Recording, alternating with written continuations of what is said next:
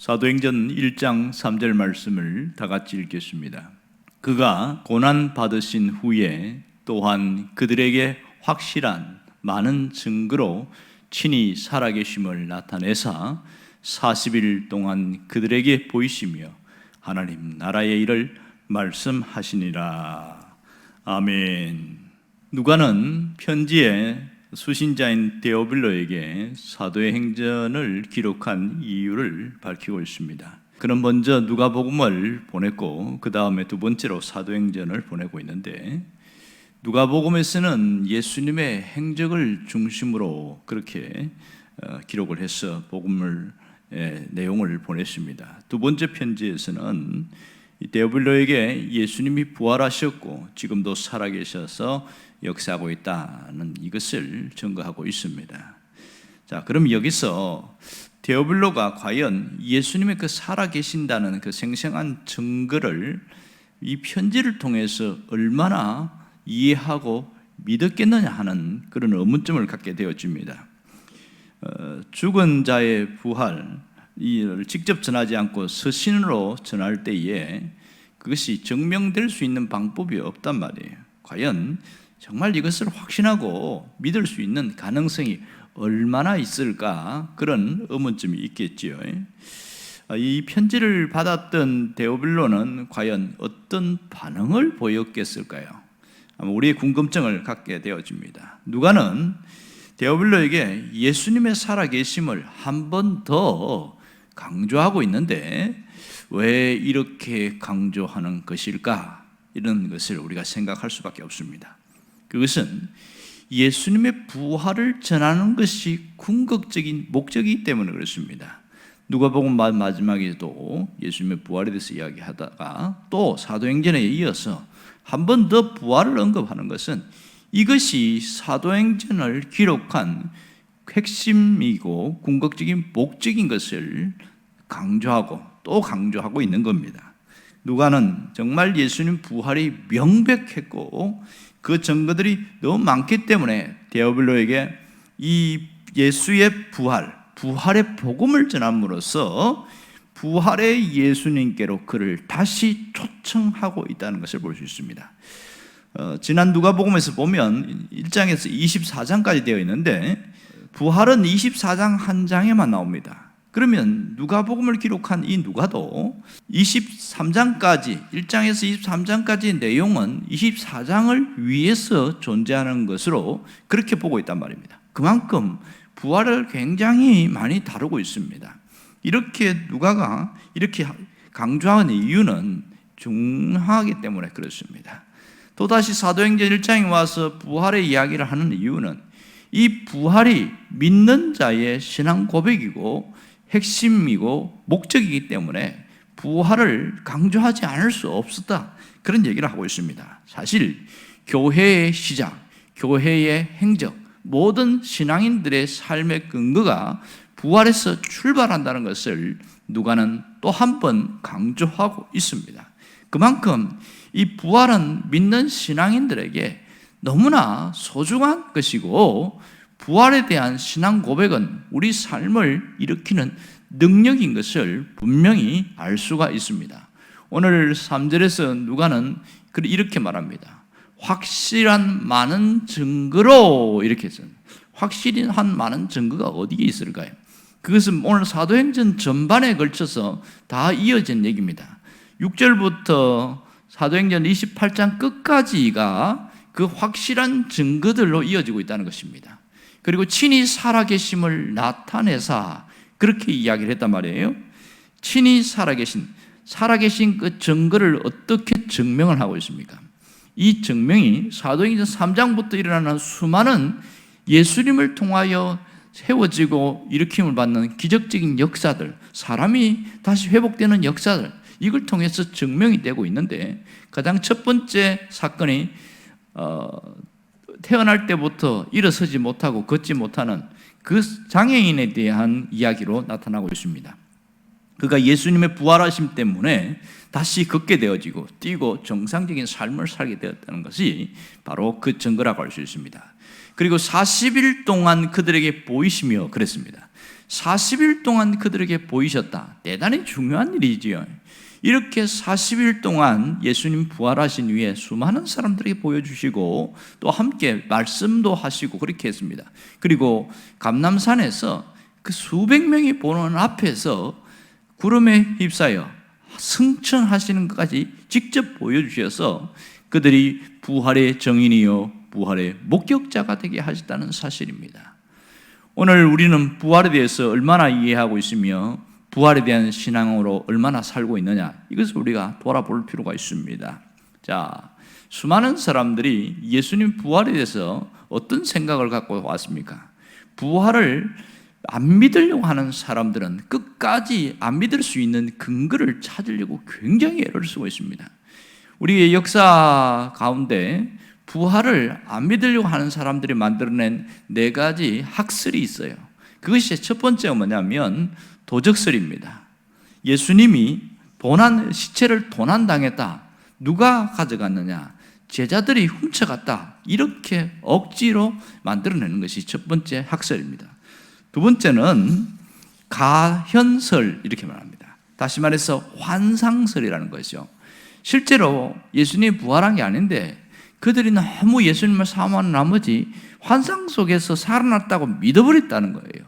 이런 억지스러운 얘기를 하고 있고, 세 번째는 기절설입니다. 예수님이 죽은 게 아니고 기절했다는 거죠. 정말 어리석지 않습니까? 분명히 십자가에서 한 군병이 창으로 옆구리를 찔렀을 때 물과 피가 다 쏟아졌다는 얘기가 나타나고 있는데도 불구하고 굳이 기절했다고 그렇게 안 믿으려고 하니까 그런 말을 하게 되어지는 거죠. 마지막엔 더 황당합니다. 조작설이에요. 아예 이 부활 자체가 조작되었다, 이 말도 안 되는 이야기를 만들어내는데 그 조작을 교묘하게 조작했다는 거예요. 뭐 그런 식으로 해서 부활을 안 믿으려고 하는데, 사실 부활을 안 믿는 가장 지도층 중에 한 사람이 사두개인들이죠. 하나님을 더 가까이 하는 사람들 중에서 아예 부활이 없다고 믿는 사람들은 그들이었습니다. 그러나 예수님은 분명하게 부활하셨다는 것은 확실히 증명되고 있습니다. 정말 예수님이 부활의 첫 열매가 되셔서 우리의 소망의 근거가 되는 것을 증명해 주셨다는 겁니다. 우리가 해야 될 일은 무엇일까요? 그것은 바로 부활의 증인이 되는 거예요. 나 자신이 예수님의 부활을 한 것을 증인이 되고 증거하는 자가 되는 거죠.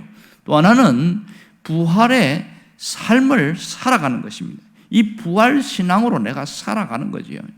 신앙이 미성숙한 것과 성숙함의 차이점은 여러 가지로 표현할 수 있지만 바로 오늘 이 부활 신앙에도 있습니다. 신앙이 미성숙한 자들은 부활에 대해서 여전히 의심이 있고 확신하지 못합니다. 그러나 분명한 신앙을 가진 사람들은 예수 부활에 대한 확실한 믿음이 있고 부활 신앙으로 살아가게 되더라는 겁니다. 여러분은 어떤 중심으로 살고 있습니까? 이 부활은 정말 예수 그리스도의 부활 신앙을 통해서 우리가 삶 속에서 나타나고 있다는 겁니다. 누가 그것을 나타내십니까? 성령께서 오셔서 그 부활이 믿어지게 하고 그 부활 신앙으로 살아가게 만들어 간다는 사실이지요. 구원받은 믿음은 부활 신앙으로 다시 회복되고 그것이 우리 삶의 능력으로 나타나는 겁니다. 신앙인으로 살지만 능력이 있는 신앙인은 누구냐? 부활 신앙이 그 속에 있는 사람입니다. 정말 부활은 너무나 소중한 것임을 이 누가가 다시 한번 사도행전을 통해서 고백하고 있습니다. 그래서 어떤 사람은 사도행전을 뭐라고 표현하냐면 이것은 부활에 대한 신앙 고백을 한 사람들의 행적이다, 이렇게 얘기하고 있습니다. 그만큼 부활을 소중하게 여겼다는 거죠. 그 속에는 이제 성령의 역사가 있기 때문에 뭐 성령 행전 이런 표현도 쓰지만 실제로는 모든 이 속에 있는 사람들은 예수 부활에 대한 증인으로 드러나고 있는 것은 분명한 사실입니다. 놀라운 것은 지금도 그 부활의 주님이 살아계신다는 것이고 우리에게 역사하고 있다는 겁니다. 그 부활의 주님이 어디 계실까요? 물론 하나님 보좌 우편에 앉아 계시지만 우리와 함께 하십니다. 우리 곁에 계신다는 사실입니다. 주님이 무엇을 알고 있을까요? 늘 말씀을 통해서 우리에게 찾아오신다는 겁니다. 말씀을 통해서 우리에게 오시는데 우리가 그 깨닫게 되어짐을 통해서 부활의 주님이 살아계시는구나, 그것을 내가 경험할 수 있게 한다는 사실이죠. 성령님께서 여전히 주님의 부활을 증명하고 있습니다. 우리 삶 가운데 여전히 성령께서 삶 하나하나 가운데 깨닫게 해주셔서 부활의 주님이 나와 함께 하시는구나, 부활의 주님이 내게 역사하시는구나, 그것을 깨닫게 하고 있다는 사실입니다. 부활의 예수님은 다시 오시는 그날까지, 주님이 다시 오는 그날까지 말씀 안에서 역사하고 말씀과 함께 움직이고 계신다는 겁니다. 그 말씀이 육신이 되어 오신 그분이 또한 우리에게 부활의 주님으로 오셔서 동일하게 역사하고 있다는 사실을 잊지 않기를 원합니다. 그럼 우리가 무엇을 하면 됩니까? 이것은 예수 부활을 삶으로 증명해 나가는 일입니다. 우리가 예수 부활의 증인이 되어서 사도행전의 역사를 계속 이루어 나가는 겁니다. 오늘 우리가 신앙 고백에 보면 사도신경에 본디오 빌라도에게 고난을 받으사 십자가에 못 박혀 죽으시고 장사한 지 사흘 만에 죽은 자 가운데서 다시 살아나셨다, 이 신앙 고백을 한단 말입니다. 매 주일마다 이런 신앙 고백을 하게 되어지는데, 똑같은 신앙 고백이지만 입술의 고백으로 그치는 사람이 있는가 하면 그 고백의 신앙에 그것이 삶으로 고백되는 사람이 있습니다. 여러분은 어떤 사람입니까? 삶으로 신앙을 고백할 수 있는 그런 사람이 되기를 원합니다. 실제로 2000년 전에 부활신앙에 대한 것을 삶으로 고백했던 사람들의 증거들이 나타나고 있습니다. 그들은 수많은 박해와 핍박 속에서도 끝까지 신앙을 지켰던 카타콤 신자들입니다. 카타콤이라는 것은 로마의 지하 공동묘지를 말하고 있습니다. 그들이 신앙을 지키기 위해서 공동묘지 속으로 들어갔습니다. 그래서 그 속에서 굴을 파고 거기서 신앙을 지켜나가기 시작했는데, 그들은 죽으면 옆에다가 관을 만들어서 안치하고 또 큰 넓은 공간을 만들어서 실제 거기서 예배드리고 그렇게 했습니다. 지금도 그것이 카타콤이 지금 발견이 되어져서 지금 관광지로도 쓰이고 있는데, 이 옆에 보면 옆에 시체들을 안치한 장소가 있고 바로 그 큰 공간에서 예배를 드리고, 그렇게 2000년 전에 신앙인들은 이렇게 살았다는 겁니다. 놀라운 것은 바로 옆에 먼저 죽은 사람들을 보면서 오늘 예배를 드리고 있고, 무슨 생각으로 예배 드렸을까요? 예수 부활의 확실성, 그 부활에 대한 신앙, 그것이 고백되어지고 삶으로 증명되었습니다. 그런데 놀라운 것은 어떤 분이 거기서 그 비석을 발견했는데, 비석에다가 글씨가 쓰여 있어요. 뭐라고 글씨 써 있냐면, 나 어제 너와 같았으나 너 내일 나와 같으리라. 나 어제 너와 같이 살아있었지만 너는 내일 나와 같이 죽는 자가 될 것이다, 이런 뜻이 되겠지요. 그러니까 그 비문에다 그렇게 써놨다는 것은 늘 우리도 언젠가 죽을 것이다 하는 것, 죽는다는 것을 인식하고 살았고, 그래서 그 죽음이 있지만 우리가 다시 일어날 수 있는 것은 주님이 부활하셨기 때문에 우리도 부활한다, 그 신앙의 고백이 확실했거든요. 그러니까 그들이 로마의 원형 경기장에서 사자에게 밥이 되어 죽어가고 또 십자가에 달려서 화형을 당해 죽어가고, 그래도 결국 신앙을 끝까지 포기하지 않고 죽어가면서도 찬양하며 하나님을 바라보고 견딜 수 있었던 것은 그들이 부활 신앙이 있었기 때문에 그렇습니다. 2000년 전의 신자들만 그런 것이 아니라 오늘 우리가 살아가고 있는 우리도 여전히 동일한 현실 속에 있습니다. 입술로 고백되는 사람들은 나의 죽음을 경험하지 못하고 죽는다는 것을 분명히 깨닫지 못하고 살아가는 사람들은 그렇게 하겠지만, 그러나 내가 죽는다는 것을 알고 여전히 그것을 뛰어넘어서 주님의 역사하심 부활의 능력을 믿고 살아가는 사람들은 여전히 삶의 고백이 달라집니다. 나 어제 너와 같았으나 너 내일 나와 같으리라. 이 중심, 이 고백을 갖고 있는 사람은요, 오늘 하루하루를 소중히 여기고 오늘 하루하루를 내가 부활의 신앙으로 살아가고, 그래서 그 예수 부활을 삶으로 증명해 나가려고 하는 그런 삶이 이어집니다. 우리 주변이 아무리 힘들고 어려워도 오직 예수 부활을 믿고 살기에 두려움이 나를 사로잡을 수가 없고 걱정, 근심이나 불안, 초조함이 나를 넘어뜨릴 수 없다는 사실입니다. 이 부활신앙은 담대함과 강함과 용기와 이김과 승리를 준다는 사실입니다. 정말 오늘도 이 하루를 살아가면서 예수 부활을 삶으로 증명해 나갈 수 있기를 주의 이름으로 축원합니다. 오늘 이 말씀을 깊이 깨닫기를 원합니다. 나 어제 너와 같았으나 너 내일 나와 같으리라. 그런 중심으로 살다 보면 주님이 우리를 더욱더 기쁜 마음으로, 주님이 우리를 더욱더 흡족해 하시며 충성된 종으로 인정할 줄 믿습니다. 이런 은혜의 역사가 일어나기를 주의 이름으로 축원합니다. 기도하겠습니다.